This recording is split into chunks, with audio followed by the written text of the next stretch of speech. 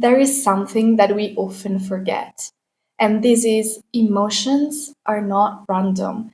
Emotions are not mistakes. Emotions are not weaknesses, obstacles, or something that we need to get rid of.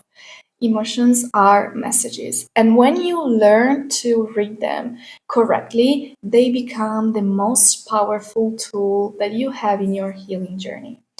Good morning, I'm Eli, and today we are talking about emotions, how important it is to understand them and work with them to feel better, to be better, and to become a better version of ourselves. So, first of all, we ask ourselves why emotions are signals. So, emotions are a form of communication. So, they are a communication from within, from our mind and our body. So, emotions tell you what needs attention, what needs care, what needs change, or simply what needs more boundaries. And every emotion has a different way that it expresses in your body and how you feel. So every emotion feels different. For example, anxiety often points to unmet needs or uncertainty. Sadness highlights attachment or something that you haven't healed or released from the past. Rage, anger, shows where your boundaries were crossed. And for example, resistance shows where fear is trying to protect you. So every emotion has a different communication style and way to communicate to you what you need. Once you stop judging what you feel and how you feel, and you start listening to it, your healing journey really starts and everything starts to shift. So, first of all, we need to get emotionally clear. What does it mean to be emotionally clear? So, emotional clarity doesn't mean controlling emotions, doesn't mean controlling everything and mentalizing it. It means understanding it.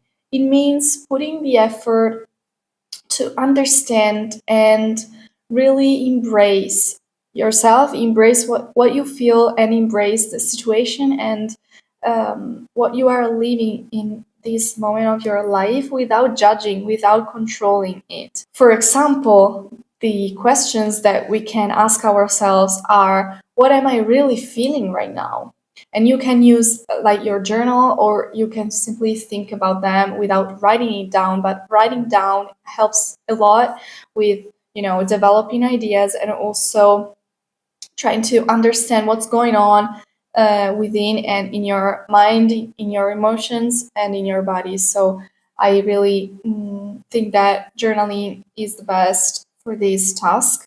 So you can ask yourself, what am I really feeling? Where in my body do I feel this? So emotions often are located in a specific part of the body. For example, I personally feel anger in my stomach. So it's in this, part of the body, like the belly. And but everyone is different and you can feel emotions in other parts. So you can really listen to yourself and see where you feel the exact emotion that you're feeling. And then you ask yourself, what might this emotion be trying to show me, to tell me? And what need is not being met?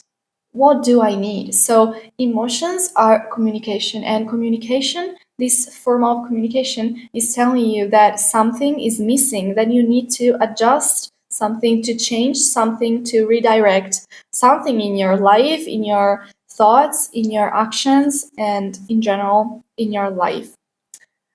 The third step, the third part is feeling without drowning. So it's important when you feel emotions that you stay with your feelings long enough to hear the message that they want to communicate, they want to tell you, but not too long, not long enough to let them consume you. So there is a difference between understanding and hearing the message and then being drowned, being consumed and overstimulated, overwhelmed with the message, with emotion.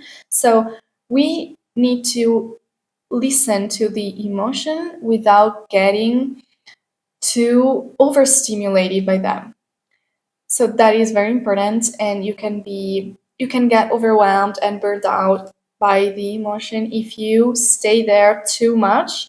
So you can also get like a feeling of a victim mindset if you stay there too much, for example, in sadness, in anger. But you don't want that. You just want to see that and notice everything around that emotion, where it is, how it feels, what thoughts you have while you're feeling that, without getting too much into the emotion, because then you get lost and then you get bad feeling and you stay in that state for too long. So that is not obviously a good thing. But when you feel something intense, try to slow down, to breathe and name what you feel. Let it be real without letting it define you, without letting it being a part of your identity. So try not to dissociate and not to over identify with what you feel with the emotion, and that is very important. So not, it's like the extremes, not feeling it at all, or maybe feeling it too much and then identifying with the emotion like too much. That is obviously not healing you, but it's the opposite. So try to find a balance between those two extremes. And yeah, understanding your emotional signals is key because it stabilizes you. You know yourself a lot better when you do that, and it gives you direction. It gives you, it helps you choose what aligns with you and what doesn't align. When you understand your emotions and you don't get lost in them, you navigate with them. They help you live, they help you grow without, you know, bringing you down. And that's amazing if you can do that, if you can develop this skill. So if you're feeling a lot right now, don't push it away. Please don't push it away. Don't trying to avoid emotions and what you feel. Your emotions are simply invitations. They are trying to guide you towards uh, toward clarity, alignment, and deeper self-understanding and self-acceptance. So you, as I always say, you don't have to have all the answers.